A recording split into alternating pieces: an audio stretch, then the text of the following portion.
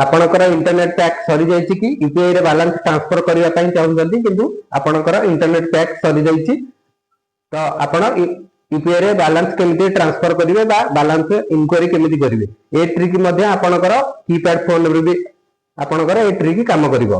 तो a trick करिया पई का हेले प्रथमे आपणकर मोबाइल रे डायल पैड ओपन करंतु। मो डायल पैड ओपन करके आपनको देखाइ देउछि। चलंतु मोबाइल स्क्रीन को आपनको नै जाउछि।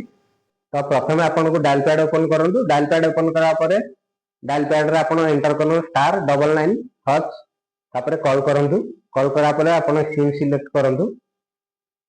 सिम सिलेक्ट कला परे देखंतु प्रथम ऑप्शन आसिला send money request money check balance my profile. आपण एतरे वन ऑप्शन रे जे बैलेंस अन्य जन को बैलेंस सेंड करि परिबे। तो बैलेंस इंक्वायरी मध्ये आपण करि परिबे।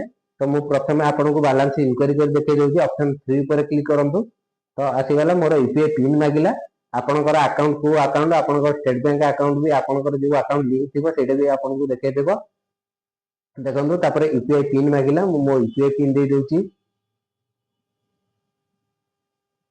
यूपीआई पिन देके सेंड करंतु।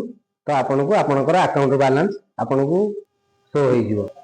मेक श्योर करंतु कि आपनकर भीम ऐप ओपन अछि आ भीम ऐप रे जेकोसी जो अकाउंट नंबर आपनकर लिंक अछि आपनकर ए ट्रिक रे सेही अकाउंट सहित आपन ट्रांजैक्शन करि परिबे। धन्यवाद। जय जगन्नाथ।